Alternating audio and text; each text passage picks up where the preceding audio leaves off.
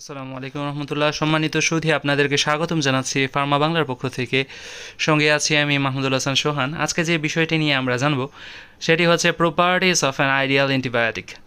একটি আইডিয়াল অ্যান্টিবায়োটিকের কী কী ধরনের প্রপার্টি থাকে, কী কী ধরনের গুণাবলী থাকে, কী কী গুণাবলী থাকলে আমরা কোনো একটি অ্যান্টিবায়োটিককে আইডিয়াল অ্যান্টিবায়োটিক বলতে পারি, সেই বিষয়গুলো নিয়ে আমরা জানব। Antibiotics should have selective and effective antibacterial activity against the wide range of microorganism. যে ওয়াইড রেঞ্জ অফ মাইক্রোঅর্গানিজম আছে সেই ব্যাকটেরিয়া, ভাইরাস বা এসবের এগেনস্টে অ্যান্টিবায়োটিকগুলোর সিলেক্টিভ অ্যান্ড ইফেক্টিভ অ্যাক্টিভিটি থাকতে হবে। এই অ্যাক্টিভিটিটা হতে হবে অবশ্যই সিলেক্টিভ, এই অ্যাক্টিভিটিটা হতে হবে অবশ্যই ইফেক্টিভ। সিলেক্টিভ বিষয়টা কি? সিলেক্টিভ বিষয়টা হচ্ছে যে স্পেসিফিক অর্গানিজমের বিরুদ্ধে, স্পেসিফিক ব্যাকটেরিয়ার বিরুদ্ধে অ্যান্টিবায়োটিক যখন কাজ করবে তখন তাকে আমরা বলবো সিলেক্টিভ অ্যাক্টিভিটি। ইফেক্টিভটা কি? ইফেক্টিভটা হচ্ছে স্পেসিফিক অর্গানিজমকে সে ঠিকভাবে মারতে পারছে কিনা, সেটা হচ্ছে ইফেক্টিভ অ্যাক্টিভিটি। এই দুইটা জিনিস যখন অ্যান্টিবায়োটিকের মধ্যে থাকবে তখন আমরা তাকে বলতে পারি selective and effective activity against antibacterial against a wide range of organism or microorganism.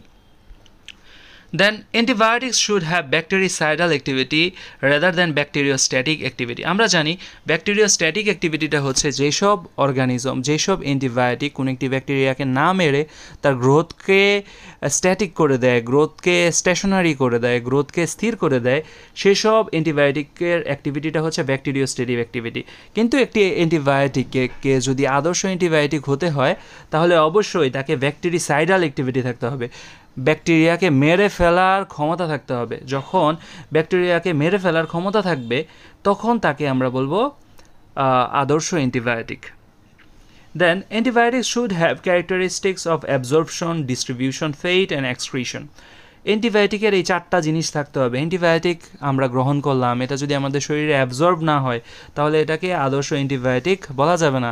বা অ্যাবজর্ব হলো কিন্তু প্রপারলি হচ্ছে না, তখন তাকে আমরা কি আদর্শ অ্যান্টিবায়োটিক বলতে পারবো না।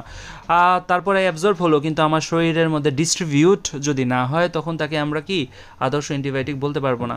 দেন এটার ফেট অ্যান্ড এক্সক্রিশন, এক্সক্রিশনটাও ঠিকভাবে হতে হবে। ফেটটা কি ভালোভাবে যেন কাজ করে, এক্সক্রিশনটা কি আমার কিডনির মাধ্যমে যেন সুন্দরভাবে বা বিভিন্ন মাধ্যমে যেন এটা সুন্দরভাবে শরীর থেকে বের হয়ে যায়।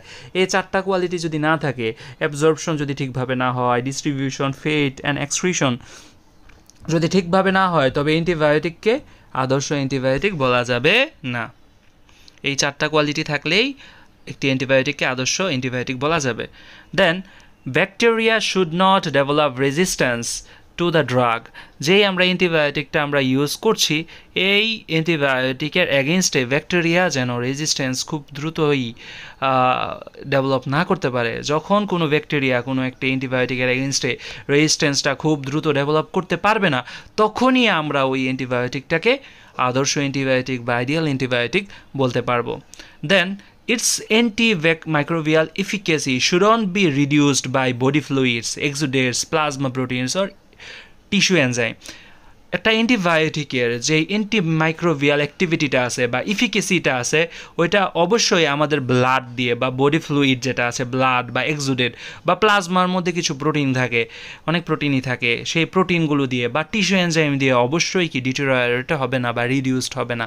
যদি এমন হয় যে একটা অ্যান্টিবায়োটিক খেলে আমার শরীরের মধ্যে যদি পানির পরিমাণ বেশি থাকে বা ব্লাড বেশি থাকে ওটা দিয়ে যদি হচ্ছে ডিটেরিওরেট হয়ে যায় বা রিডিউসড হয়ে যায় তাহলে ওই অ্যান্টিবায়োটিককে কী বলা যাবে না? আদর্শ অ্যান্টিবায়োটিক বলা যাবে না।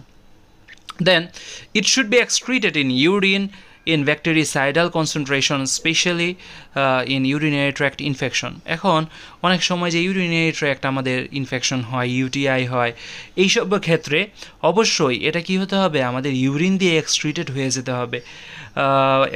এক্সাম্পল আমরা যদি বলি comparatively tetracycline is an ideal antibiotic. এখানে বললো যে আমরা যেই সব কথাবার্তা বললাম একদম প্রথম থেকে যদি আমরা ধরি যে antibiotic should have selective and effective activity, then হচ্ছে antibiotic should have bactericidal activity then rather than bacteriostatic activity, then হচ্ছে এটার হচ্ছে 4টা কোয়ালিটির কথা আমরা বললাম, অ্যাবজর্পশন হবে, ডিস্ট্রিবিউশন হবে, ফেট অ্যান্ড এক্সক্রিশন হবে।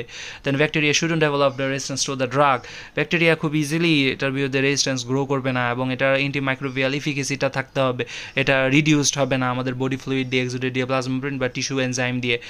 দেন হচ্ছে it should be excreted in urine in bactericidal concentration, specially in urinary tract infection.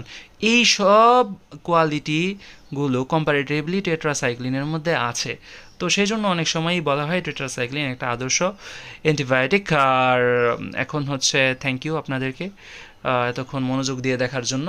আর এখন হচ্ছে আমি যখন রেকর্ড করছিলাম তখন সারা বিশ্বে বলতে আমাদের বাংলাদেশের মধ্যে ঘূর্ণিঝড় রেমাল চলছিল। ঘূর্ণিঝড় রেমালের একটা ভিডিও আমি অ্যাড করেছিলাম। এই মুহূর্তগুলোতেও আপনারা আমাকে দেখছেন, ভালো লাগে। সবাই আপনারা ভালো থাকবেন, সুস্থ থাকবেন। এই পরিবেশ পরিস্থিতির মধ্যেও নিজেদেরকে ভালো রাখার চেষ্টা করবেন, আশেপাশের প্রতিবেশীদেরকে সাহায্য করবেন। ধন্যবাদ সবাইকে।